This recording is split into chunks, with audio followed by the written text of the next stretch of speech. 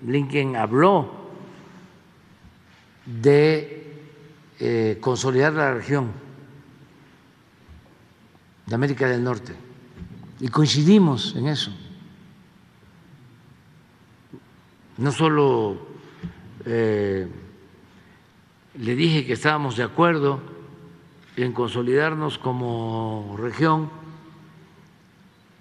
incluyendo los 3 países, Canadá, Estados Unidos, México, sino que estábamos nosotros a favor también de la unidad de todo el continente americano. Le repetí nuestro proyecto de que así como surgió primero la Comunidad Europea y se convirtió en Unión Europea, así queremos nosotros, que es el sueño de Bolívar, pero integrando a Canadá, a Estados Unidos, toda América, que se lleve a cabo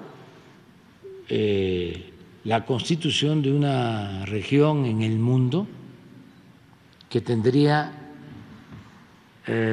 muchas ventajas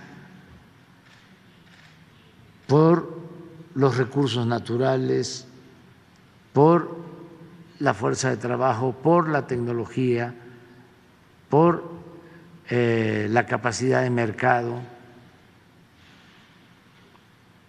por nuestras coincidencias y hasta por las distancias, porque ahora con la crisis económica mundial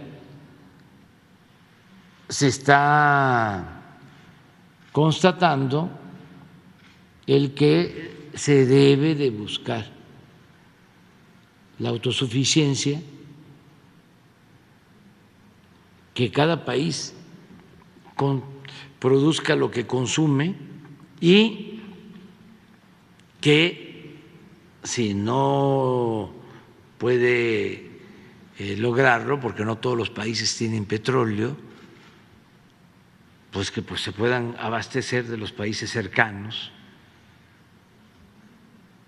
reducir el costo de los fletes para llegar a los mercados. Entonces hablamos de eso. Presidente, en diversas Muy bien, pues ahí tienen, querido Ángel, a mí se me hace fascinante esta forma. Fíjate, por un lado dice que Blinken no utilizó siquiera la palabra arancel para, ¿sabes?, para desfundar como amenaza la posibilidad de un arancel como sí hizo Donald Trump. Pero fíjate lo interesante del caso, Ángel, que de alguna manera tú ya lo señalabas. Por un lado, dicen que en el tema de energía, sobre todo el petróleo, las cosas se están solucionando, incluso con la empresa Telos ya se está dilucidando qué parte o qué derecho le asiste a Telos y qué derecho le asiste a Pemex en la explotación de ciertos yacimientos. Pero me gusta lo que ha señalado, porque mientras el presidente hablaba de energía y petróleo, el gran anuncio fue por la implementación o la acción complementaria de México en el sistema de semiconductores. Es decir, mientras dicen que el tema energético, el petróleo, se está todavía hablando, en el tema de los semiconductores, por consiguiente de litio, ya están aterrizando las cosas. ¿Tú qué opinas? Mira, Jaime, yo creo que aquí lo relevante es que tenemos un presidente como no lo veíamos en 36 años de neoliberalismo, con una defensa clara, contundente, no de grito y sombrerazo, por decirlo, no a la Hugo Chávez, pero con una defensa férrea de los intereses nacionales. Y también nos exhibe a esta oposición pedorra, lo tengo que decir, a la Noroña, que estarían, Jaime, es que estarían felices de que a México se le aplicaran sanciones. No importa quién, si es el Parlamento Europeo, si es el gobierno norteamericano, si son las Naciones Unidas, si es la Asociación de Madres de Familia de una escuela primaria de Timbuktu, o sea, sea lo que sea alguien del mercado de la colonia Presidentes, o sea, digo, de Huimilpan, o sea, digo, es que es gente que tú dices, oye, lo que yo quiero es que lo sancionen, man. No importa si es un policía de Jico, Veracruz, etcétera, ¿no? Entonces, vamos evidenciando esta oposición totalmente antinacionalista, feliz de que haya controversias en México por los contratos y por la política pública que ellos dejaron, porque también hay que señalar que dejaron una serie de contratos desventajosos para la nación. Ahora, hay que tomar con pinzas lo que ofrece el gobierno norteamericano. ¿Por qué? Bueno, viene de una guerra comercial y la razón central de que Blinken hable de los semiconductores es por la guerra comercial con China. Es su temor de que China se consolide como una potencia, si no es que la primera potencia en la producción de semiconductores, que son materiales, elementos químicos que son clave para la vida actual, presente y futura. Entonces, cuando dice Blinken que los norteamericanos le quieren apostar a los semiconductores y que invitan al gobierno de México, bueno, pues el público en general tiene que entender que los semiconductores, porque no estamos familiarizados con este tipo de productos, pero bueno, los semiconductores son base en la electrónica de consumo, en los celulares, en las computadoras portátiles, en las tabletas, en las consolas de juegos para que los escuincles anden por ahí, en los hornos de microondas, en los refrigeradores, y eso es una parte, la electrónica de consumo. Por otro lado, los semiconductores se usan en sistemas embebidos. Haz de cuenta que son pequeñas computadoras que forman parte de una máquina más grande y se utilizan en sistemas de calefacción central, por ejemplo, los que se usan en el norte del planeta y en el sur del planeta, donde hace mucho frío. Relojes digitales, sistemas GPS, rastreadores de fitness en los gimnasios, televisores, sistemas de gestión de motores en vehículos.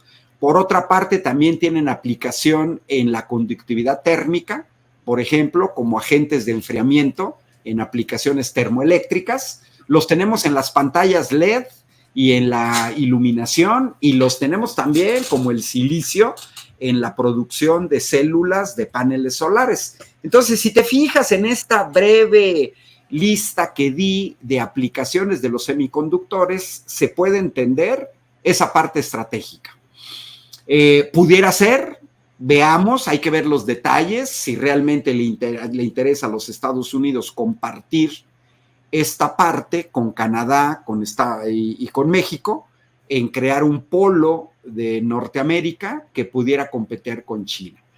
Y por el otro lado, en términos de la electromovilidad, pues hay que ver que los norteamericanos, Biden, en general, los norteamericanos son extremadamente contradictorios. Apenas acaba de pasar en octubre del año pasado, no hace ni un año, la COP26, y recordarás que empresas automovilísticas a nivel internacional y que operan también en Estados Unidos, Toyota, Volkswagen, Nissan, Mitsubishi, se negaron, Peugeot, a Renault, se negaron a disminuir o a comprometerse a la sustitución de los autos eléctricos para 2040. Pero el gobierno norteamericano y los productores norteamericanos pues también se negaron a reducir la producción y el uso de carbón, que es el energético más contaminante en términos de emisiones de dióxido de carbono. Entonces, lo que estamos viendo es, por un lado, pareciera ser que en el discurso hay un interés que pudiera ser en algunas áreas de los Estados Unidos, principalmente las que son ambientalistas genuinas, en una preocupación del calentamiento global, en una preocupación de los gases de efecto invernadero. Pero por otro lado, Jaime, sabemos que en Estados Unidos pesan mucho, enormemente, los intereses económicos. Muchos no nos chupamos el dedo, creemos que el atizar la guerra en Ucrania también se deriva de la intervención, pues, de estas grandes corporaciones norteamericanas destinadas a la fabricación de armas y que, bueno, pues para ellos el mejor negocio en el mundo son las guerras. Yo creo que podemos colaborar con Estados Unidos, lo hemos hecho, pues somos socios comerciales principales, el segundo, y ellos son el primero de nosotros, y bueno, de alguna manera estamos ligados, 3,000 kilómetros de frontera, 50 millones de mexicanos o de personas de origen mexicano en los Estados Unidos, pues una permeabilidad tremenda en la frontera, pasan personas, pasan desgraciadamente armas, pasa dinero, el neoliberalismo al inicio nos llenó de maquilas, y bueno, la industria automotriz norteamericana pues ha estado siempre presente en México desde hace décadas, no solamente en la fabricación de automóviles, sino también en la fabricación de autopartes. Entonces, de alguna manera yo creo que el gobierno norteamericano se está preparando para una crisis que puede empeorar en este invierno, que no sabemos cómo va a terminar por el aumento del precio en el petróleo, en el gas, por supuesto, en el precio de aumento en la generación de electricidad en Europa, pues va a seguir la guerra en Ucrania, va a seguir la guerra comercial norteamericana con China, y pues si México, sí tenemos, yo le apuesto a que este gobierno, al ser más nacionalista, al tener una política más inteligente, no solamente con Biden, sino con Donald Trump, nada nos garantiza que Biden va a estar gobernando en un largo periodo. Recordemos que los norteamericanos tienen un periodo de 4 años en el gobierno. Entonces, en ese sentido, pues Andrés Manuel se va a tomar prácticamente una parte de Trump y prácticamente todo Biden. Pues yo creo que lo que necesitamos, Jaime, cierro, es un gobierno como este que diga, ok, los escuchamos, hay posibilidades de colaborar, sí.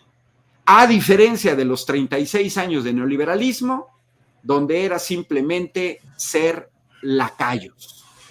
Era donde si en Norteamérica, el gobierno norteamericano decía, esta papaya es una manzana, los presidentes mexicanos decían, es una manzana.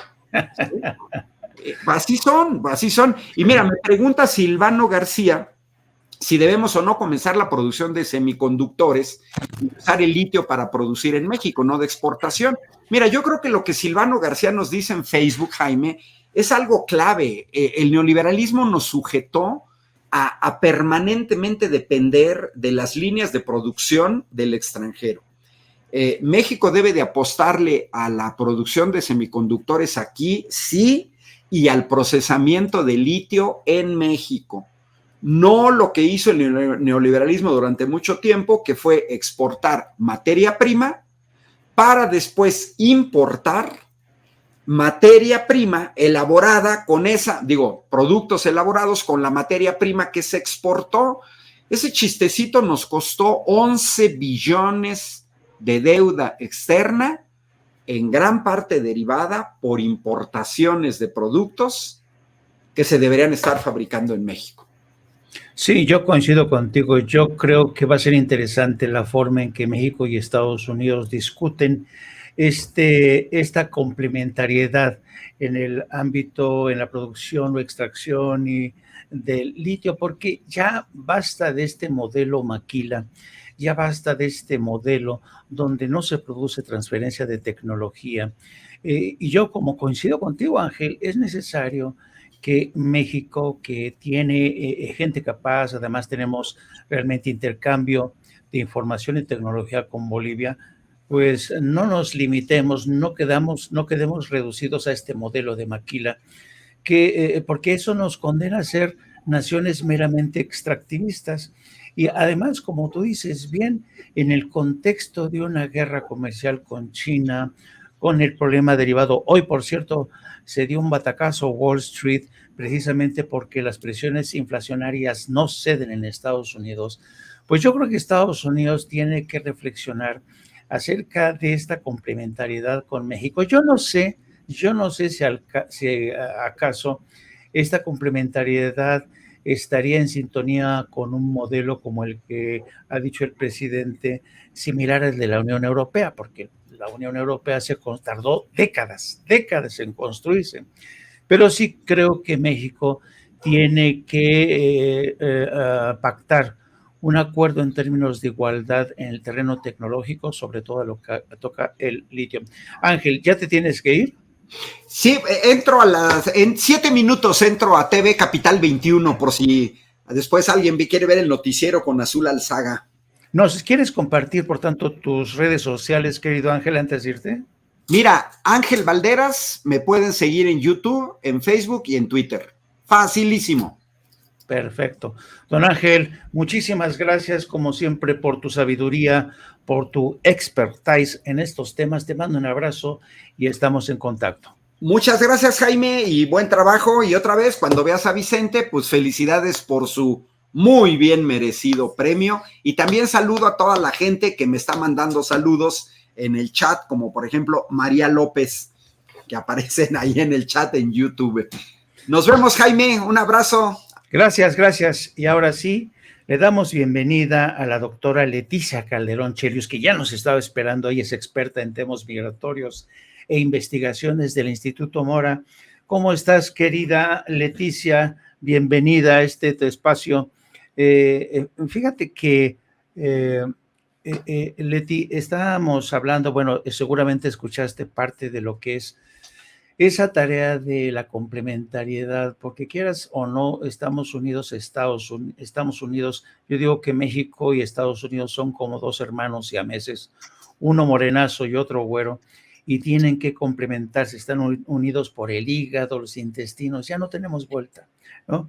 Pero otro de los temas que fíjate que tenemos que de alguna manera ajustar es, por supuesto, el tema migratorio. Ha sido una labor constante, sin interrupción, para tratar de encontrarle la cuadratura al círculo, pero hoy quisiera que nos hablaras de otro de los capítulos interesantes, de dos modelos que no se parecen para nada. Me refiero al modelo electoral. El modelo electoral, por ejemplo, de Estados Unidos es uno de los más viejos, uno de los más arcanos, no se ha modificado, a pesar que ya prácticamente está lleno de múltiples contradicciones. Y claro, comparado con el modelo mexicano comparado con el estadounidense es mucho más moderno, entre comillas, pero yo creo que el Instituto Nacional Electoral ha sido durante mucho tiempo una institución que fue creada realmente después de múltiples batallas legislativas, partidistas, para definir el rumbo de esta organización, de este instituto, que por cierto no tiene una organización que se le pueda comparar en todo el mundo, quizá en la India.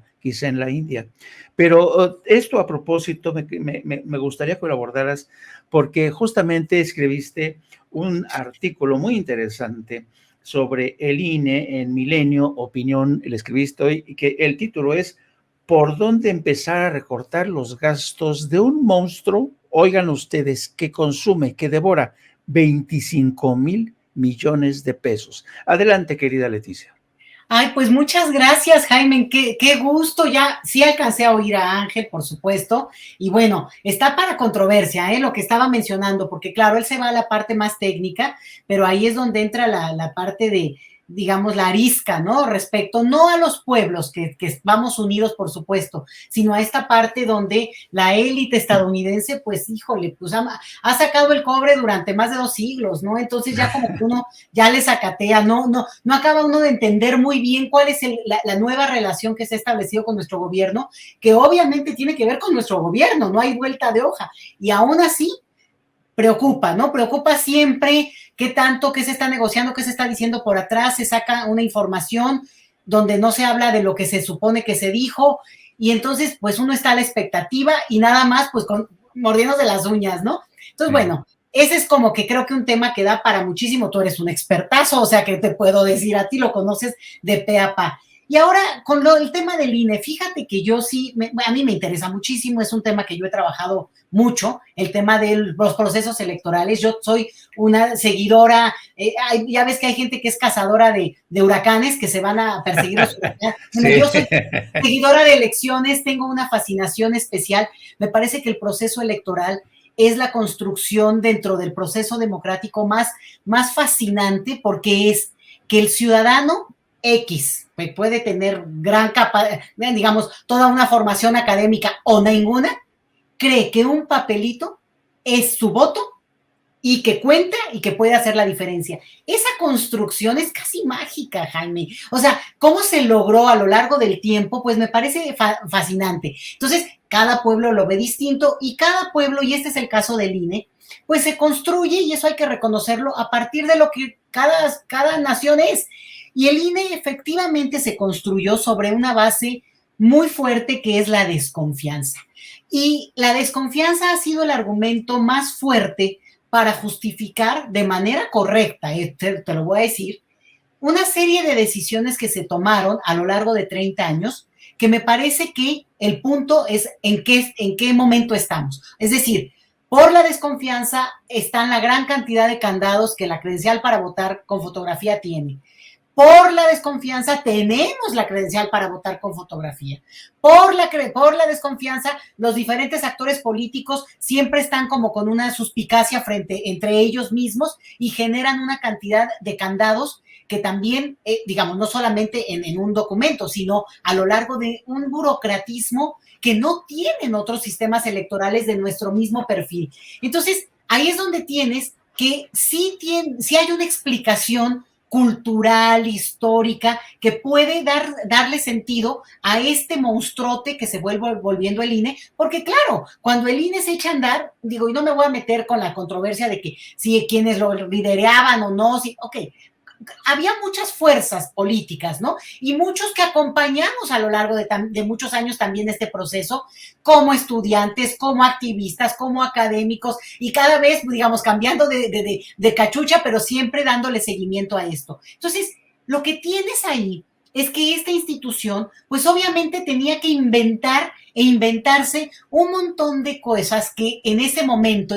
30 años atrás, que coinciden con la época esta que tanto hablamos del neoliberalismo, pues obviamente tenían que construir toda esta cuestión de la cultura cívica, la educación en cultura cívica, la formación, pues también intelectual en términos de los discursos, el léxico, que la gente empezáramos a hablar, digo, pon tú que a lo mejor estos, ¿no? Seguidores de Huracán, que somos algunos, que del mismo léxico y estar como en sintonía para entendernos, e incluso yo a veces digo, ay, bueno, los del INE si fueran tantito más listos, se atribuirían el hecho de grandes cambios, el hecho de que la ciudadanía en este país nos volquemos a las elecciones para participar, pues es un logro colectivo, y claro que también están ahí. El problema es en qué momento pues se construye una narrativa que pretende ser la democracia, cuando la democracia pues somos todos, ¿no? Entonces, dicho esto,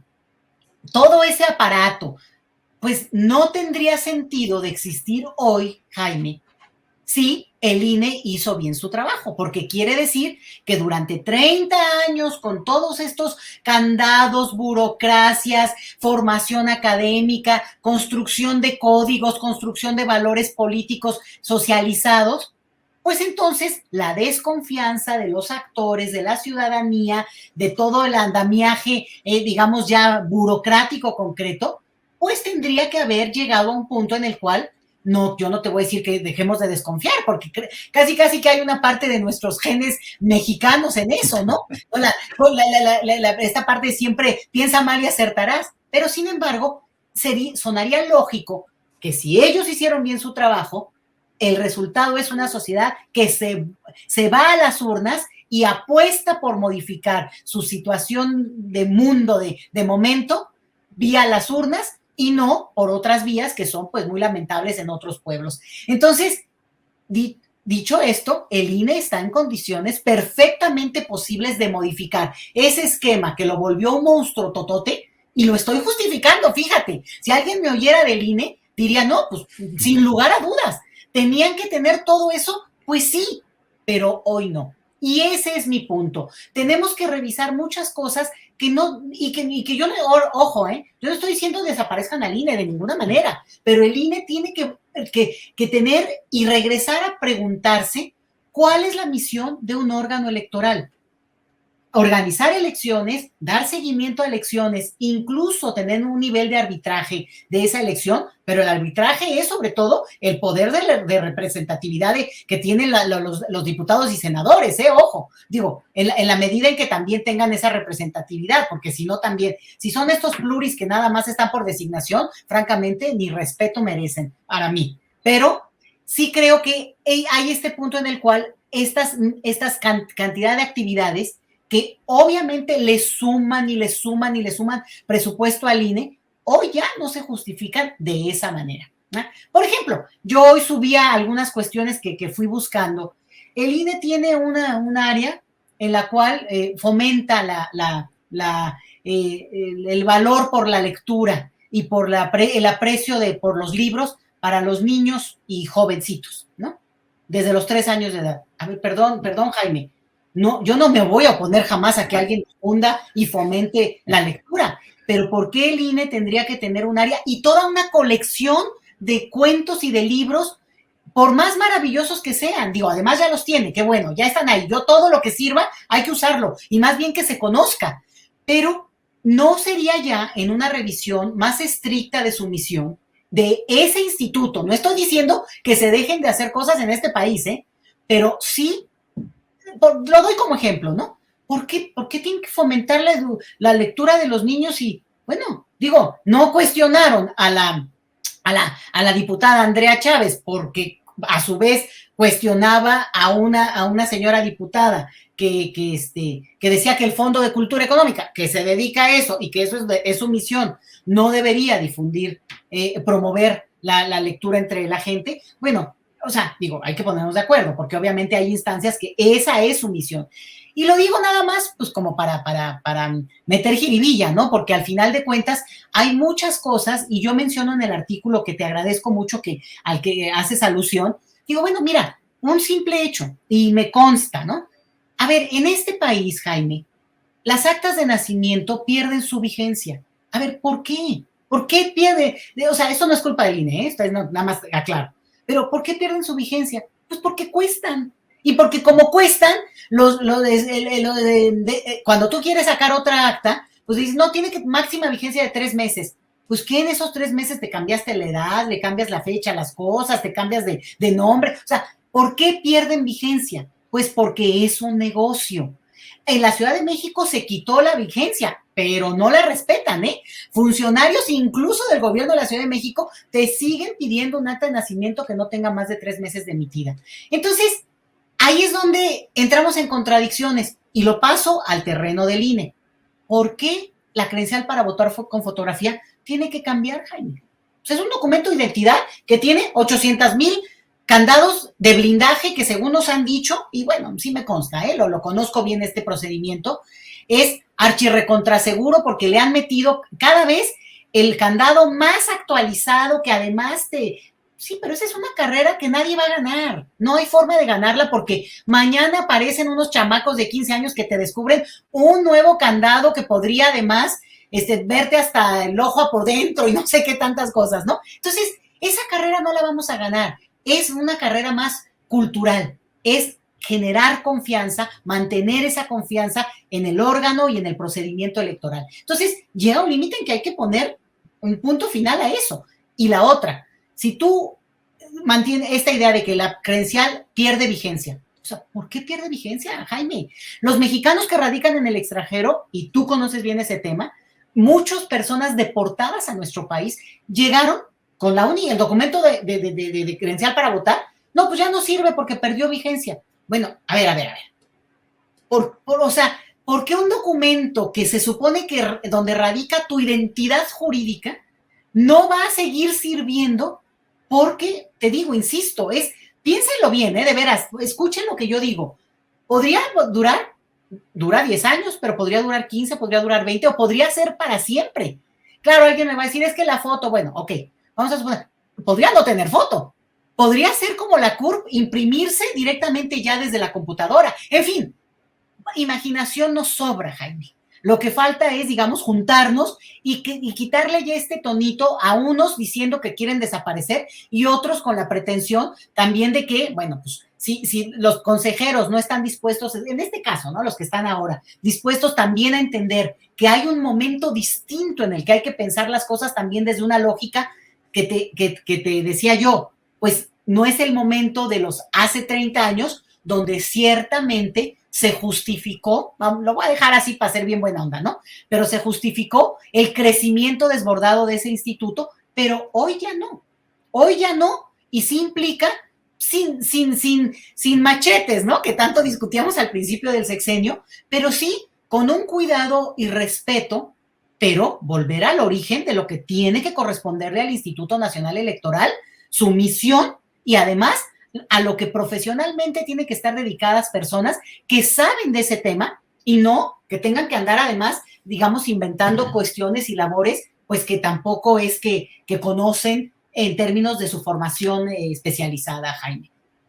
Sí, no, escuchándote es fascinante porque lo que haces tú es asomarte no solamente a la historia, sino a las entrañas de ese instituto, que durante mucho tiempo, es decir, el tiempo que el INE tendría que haber aprovechado para consolidarse como institución y generar confianza entre los ciudadanos, prácticamente ha hecho todo lo contrario. Yo no sé realmente, y esto tiene que ver muchísimo con el liderazgo de Lorenzo Córdoba, a quien yo considero responsable sobre todo de esta falta de credibilidad, de este tono de insufrible condescendencia del señor Lorenzo Córdoba, que se ve a sí mismo como una suerte de virrey, de dueño del instituto, y además para mucha gente yo creo que les cabrea más es que no solamente que el INE carezca de credibilidad por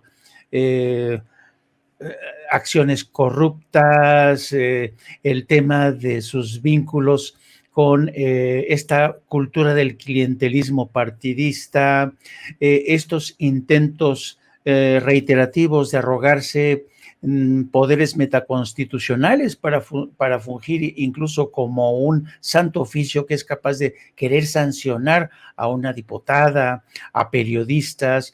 En fin, yo creo que el INE se ha ganado a pulso esta falta de credibilidad y además, ¿sabes qué? También yo creo que hace mucha falta, Leticia, creo que hace falta un Senado mucho más proactivo en el control presupuestario del INE, porque si el Senado hiciera realmente bien su labor de exigir la rendición de cuentas presupuestarias al INE, otro gallo cantaría, como hacen en Estados Unidos. Cada vez que se aprueba el presupuesto durante los meses de febrero o marzo, los máximos responsables de cada secretaría o departamento están obligados a justificar línea por línea a qué se va a dedicar el presupuesto. Yo creo que este artículo que has escrito es fascinante, es muy, muy interesante, porque realmente yo creo que sí, el INE necesita ponerse a dieta porque no se justifican esos 25 mil millones de dólares, pero sobre todo necesita recuperar la credibilidad perdida. Y eso tú sabes muy bien, Leticia, que no se consigue en una semana o en un mes. A lo mejor serán necesarios varios años. Pero fíjate, Jaime, que yo creo que no se trata de que el INE vea por dónde le corta, ¿no? O sea, los funcionarios que están al frente hoy al INE. Porque al final, bueno, pues, a ver, pues bájale aquí, quita un poquito papel o a lo mejor, no sé, rejúntense en un escritorio, yo no sé, ¿no? No. Es una cuestión de rediseñar al propio INE, o sea, de rediseñarlo en términos de su misión y su objetivo central, o sea, volverse a sentar y decir, a ver, ¿cuál es el objetivo del Instituto Nacional Electoral? Organizar elecciones, acompañar elecciones. Por ejemplo, un punto que yo trabajo en el artículo, y ahí es donde la bronca se pone más buena, espérate tantito, es el presupuesto que se asigna a los partidos políticos. Porque de repente vemos al INE, y sí, el INE tiene la culpa de todo, porque pues sí, también han actuado, la verdad, los consejeros algunos de ellos pues no digo, yo coincido con lo que has dicho, pero nada más porque mencionaste a uno, pero yo, bueno, Luis Carlos Ugalde en su momento que fue también, sí. No, bueno, ¿qué te digo? Y ahora llamando a no votar cuando él fue el encargado de convocar a la votación de la ciudadanía de este país, pues es lamentable, a mí me da coraje, me da pena ajena y digo, bueno, y además se les cae porque ni siquiera les sirvió de nada no votar, ¿no? Me estoy hablando de la consulta para la ratificación de mandato, pero dicho esto, aquí entra el asunto donde se pasan la bolita, porque también que el Congreso no se hagan, Jaime. Quienes deciden esta cuestión de la arquitectura del propio instituto no van a ser los funcionarios del INE. Ellos tendrán que mandatar y van a tener en su caso, si fueran los mismos o no fueran los mismos, unos ya van a salir porque su tiempo histórico ya acabó, aunque lo hayan prolongado, porque tampoco se nos vuelve, tienen que olvidar las chicanadas que han hecho, Jaime, porque tú recordarás, uno de los, que no es consejero, el administrativo Edmundo, ahorita te digo, Jacob, ¿no? Que él, bueno, en la madrugada lo reeligieron para otros 8 años, una cosa así, o sea, cosas muy desaseadas que no se valen y que al final, pues ya, ahora sí que haya sido como haya sido tú y ahí está, ¿no? Es uno de los personajes, de los pilares de esta administración y que viene de hace por lo menos 12 años ya en ese mismo puesto, es, digamos, el oído permanente. ¿Sabes quién es? Es con quien platicó Lorenzo Córdoba cuando empezó a burlarse de las personas originarias de este país, ¿no? Entonces, bueno, es él, ¿no? Digo, entonces, de repente vemos a uno que es muy protagónico, muy boca fuerte, ¿no? Pero creo que, entonces, el Congreso, la Cámara de Diputados tiene una responsabilidad enorme en este tema. Ellos primero podrían bajar el recurso multimillonario que se le da a los partidos políticos. Esto da una discusión en la reforma electoral, si se quita o no el recurso. Yo creo que debería de discutirse bien ese tema. Yo no soy de la idea de que se recorte completamente, pero no me meto en eso.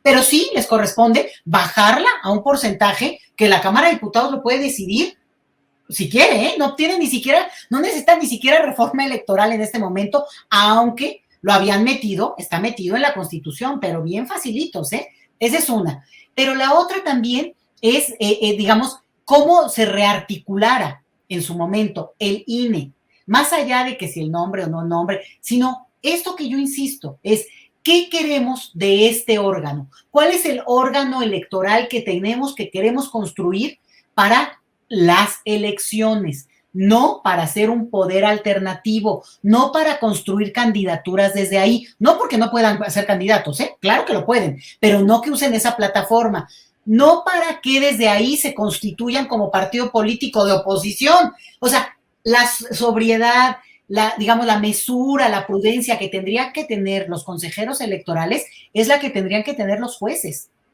¿Te acuerdas de esa famosa foto de Collado, la boda de la hija de Collado? Sí, exacto. Que estaban todos y que luego acabaron todos en la cárcel, ¿no? O sea, eso ya era un descaro, los jueces con los poderes fácticos de este país sentados abrazados. Eso es lo que pasa ahora con los consejeros. No todos, otra vez insisto, pero bueno, pues nos vamos con los más visibles, ¿verdad?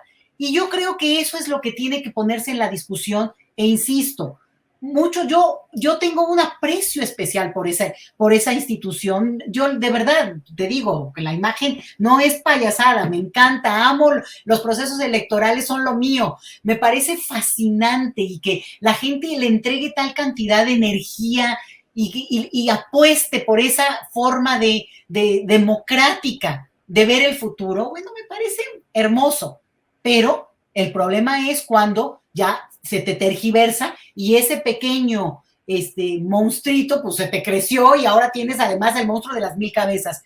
Sí creo que hay que hacer una reforma electoral, esa sin lugar a dudas, porque hay que meterle el diente a todo este andamiaje que tiene que ver también con los partidos, el número de representaciones, la representación popular repensada, todo esto, bueno, y que lo discutan, sentarse y discutirlo, quienes corresponden, y ahí estaremos siguiendo. Pero la otra es una cuestión, te digo, fina, no de boicotear, sino de repensar, y otra vez, el INE, pues, está muy bien que haya publicado muchas cosas. La verdad, a todos nos ha servido lo que ha publicado, a los que seguimos eso, pero está en su misión hacer eso como prioridad o, dado el presupuesto que tiene, tendría que repensar cómo lo hace o ¿sí? ¿Me entiendes? No estoy diciendo que lo desaparezca, pero repensarlo y abrirlo al debate, ¿por qué no? ¿Por qué alguien como tú, como yo, no vamos a opinar también de eso? Entonces, me parece que estamos en un momento espectacular donde es justo cuando hay que entrarle a este tipo de discusiones que son muy profundas, porque sí van a marcar por lo menos los siguientes 30 años de nuestra vida democrática, Jaime. Coincido contigo, además es fascinante. Gracias por esta reflexión al aire, porque, sabes, este tipo de debates y discusiones para mí sirven como aguijoneo constante para los ciudadanos, para que piensen, para que reflexionen sobre uno de los temas pendientes que se van a seguir discutiendo en el curso de los próximos meses. Te agradezco, querida Leticia. Y, doctora, ¿por qué no nos comparte, por favor, dónde pueden seguir a nuestra gente de Sin Censura? Pues mira, yo estoy en la cuenta de Twitter, @LetiChelius, que es mi apellido. Luego me dicen, ¿por qué? No, pues porque es mi apellido, hombre. Ahora sí que échenle la culpa a mi madre. Y la otra es, sí, ¿no? Porque luego me preguntan. Y bueno, @migrantólogos, que también es una cuenta a partir de la cual, pues, más bien temas específicamente de migración, que tú eres muy citado, por cierto, porque pues obviamente conoces y das muchas luces en ese tema siempre, que es una visión de la migración más panorámica, ¿no? No nada más de la comunidad mexicana en Estados Unidos, sino esta visión, pues desde los derechos, desde la ciudadanía y de la construcción de, digamos, momento planetario que estamos viviendo, Jaime. Por ahí me ubican y soy investigadora en el Instituto Mora, www.institutomora.edu.mx, donde mis colegas, bueno, hacen trabajos de muchos temas y pueden ustedes acompañarnos por ahí. Pues un placer, como siempre, escucharte, de verdad, muy estimulante esta conversación con la doctora Leticia Chelius. Te mando un abrazo, querida Leticia, y nos vemos para la próxima.